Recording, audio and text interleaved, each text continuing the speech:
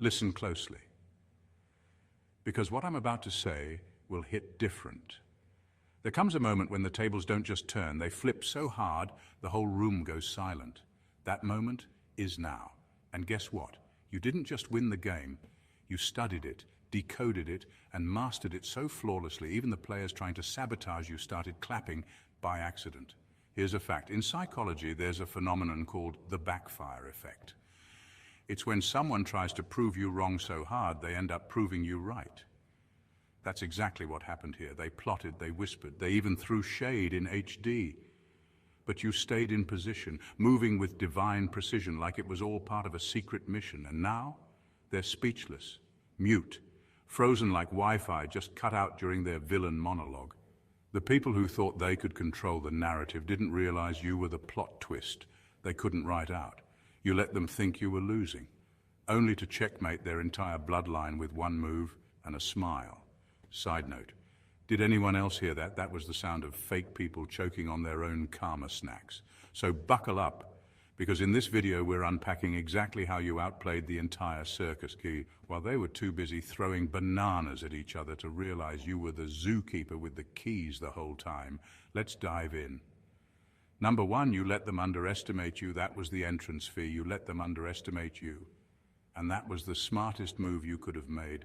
They looked at you and saw someone quiet, unsure, soft-spoken, maybe even lost. They thought they were dealing with someone who didn't know how the world works, and you let them think that, not because you were weak, but because you understood the power of misdirection. The moment they thought they had you figured out was the moment they started letting their guard down. That's when you began winning. They showed you their hand without realizing it. Every side eye, every sarcastic comment, every fake smile. They gave themselves away while thinking they were in control. You saw how they moved, how they lied, how they ganged up with each other to feel bigger. And while they were performing for their little audience, you were taking notes. You weren't reacting. You were observing. That was your advantage. You stayed calm and quiet, not because you didn't have a voice, but because you were calculating every step they took, every weakness they exposed. And the truth is, most of them thought you were harmless. That's what made you dangerous. They had no clue you were the most unpredictable piece on the board. They thought you were a pawn.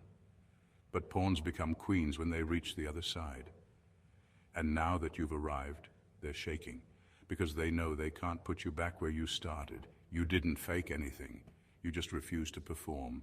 You let them walk into their own trap, thinking they had the upper hand. But the whole time, you were 5 moves ahead. That's why they're speechless now, not just because you succeeded, but because they never saw it coming. They don't even know how you did it. They just know they played themselves trying to play you. And the best part, you never had to raise your voice. You just raised your value.